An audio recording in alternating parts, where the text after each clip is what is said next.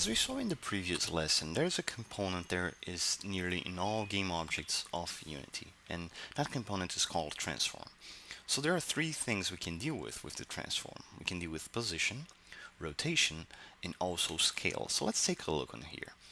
Notice that if you select a camera, let's also double click and zoom with the mouse wheel to check the main camera closer. If we change any of these values that we see here on X, Y, and Z, this icon is going to move. You can change the value on X by either just typing a number in here, like 1, or 2, or 3, and the camera is going to slowly move. Or you can also click on the label X, or Y, or Z, and move the camera around. Okay, so what is this telling us? Notice that when we use X, we are moving the camera. So we are moving this game object in 1 degree of freedom, in one axis. And this axis is called the horizontal axis, which is this red arrow here.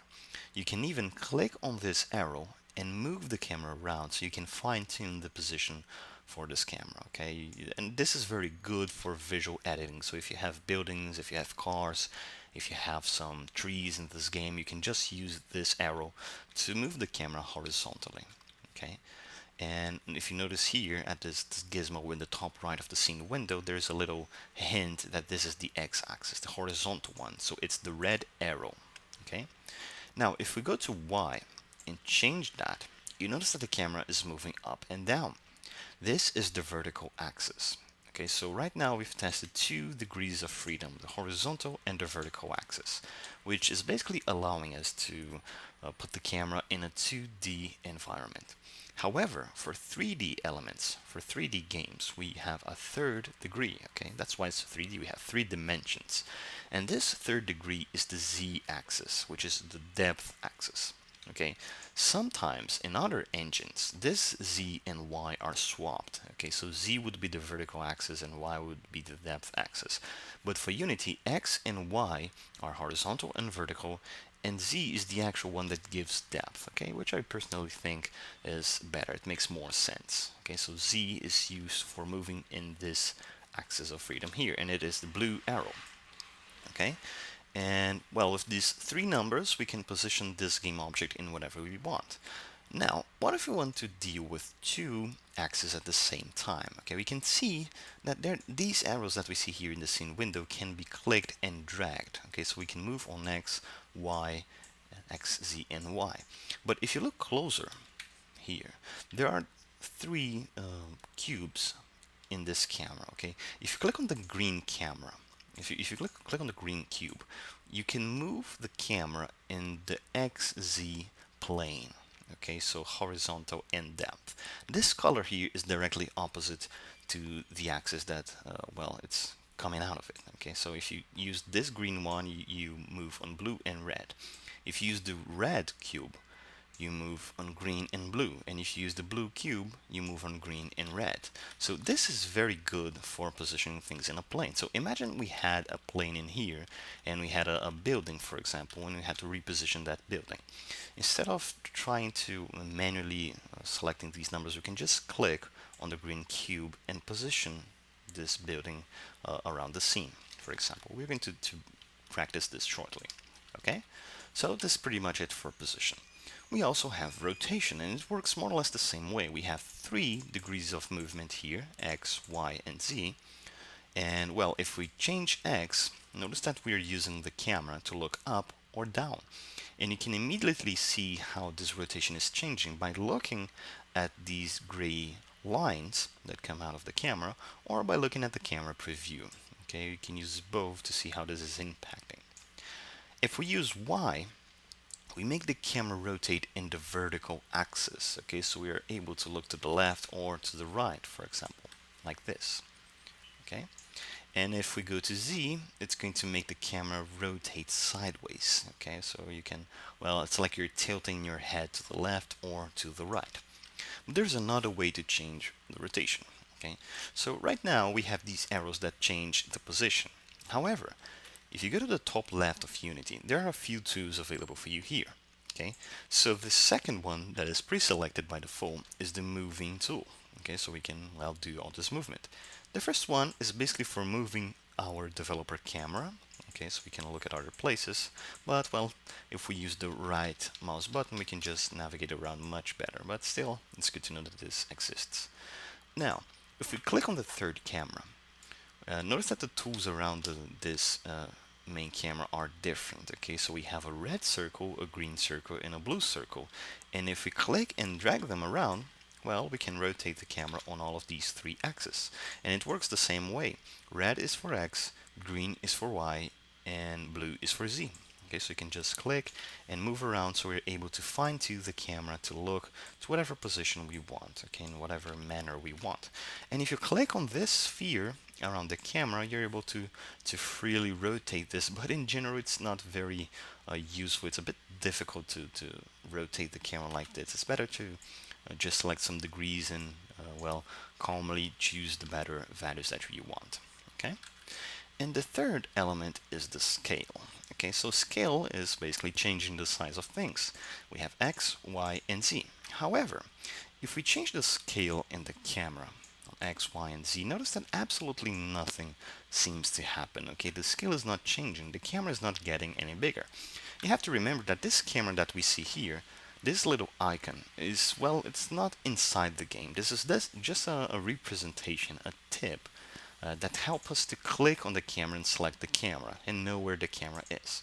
Same goes for light, but they are abstract. Okay, they are not a 3D model. They're not an actual camera model that a player is going to see that there's a camera following them. That's not how it works. Okay, so to deal with scale, we have to deal with a 3D element. Okay, so how do we make a 3D element? We need to make what we call a 3D primitive. If we want complex 3D elements, it's better to design them in other tools like 3D Max, Maya, or Blender, and then you import to Unity, because Unity is not a 3D modeling and texturing tool. Okay, it's a game making tool. But sometimes we can use some primitive shapes to, well, we can prototype the game without needing to have the final art, which is good. So if you prototype your entire game with simple shapes like cubes, spheres, cylinders, and cones, you're able to do two things. You can program your game, so you're not waiting on anything to be ready, and you can also adjust the game design of your game, so you can find the difficulty that you want. Okay, you can find the experience that you want to pass to the players. So how do we make a 3D element? If we go to our hierarchy and then we right click here, you're going to see there is a new menu. So we have copy, paste, duplicate, delete, but down here we have several other options. We can create some nice game objects in here. We can create an empty game object, which is going to be, well, it's just going to have a transform component. Okay, so let's go ahead. If you click on create empty, there's going to be game object, and it just contains transform. That's not what we want. Now, if you take a look, there are some other menus here. We have 2D, 3D object, 2D object, light, audio, UI, particle system, and camera. We're going to 3D object, and you're going to see that there are some familiar names in here. We have cube, sphere, capsule, cylinder, and we also have plane. Okay.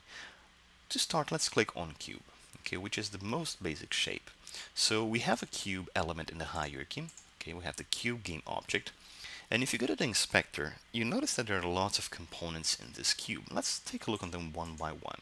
Okay, so first of all, the one that we are basically, this is basically everything we're talking about in this lesson, is the transform component.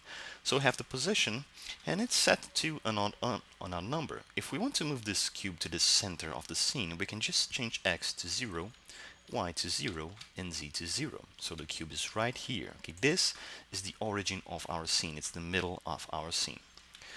And we also, well, just like the camera, we have rotation. If we change rotation on X, the cube flips to these sides, okay? And we also have scale, and this is where scale is going to make things interesting.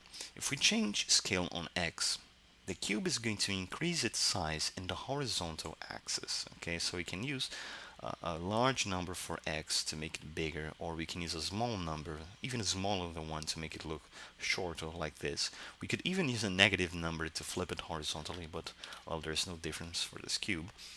We can do the same thing vertically to make the cube taller or shorter, and in the depth axis as well. Okay, so we can use all of these 3 degrees, 3 axes, 3 dimensions to change the scale and then change the size of the cube.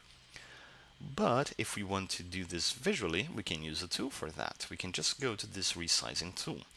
And you notice that if we are in the moving tool, we have some arrows. But if you go to this scaling tool, you're going to see some cubes, okay, which is a little tip that it means we're going to resize whatever we have selected. We're going to change the scale. If you use red, it changes horizontally, green vertically, and blue in the depth axis. And if you use this middle cube here, and this is very good, you can scale on 3 axes at the same time.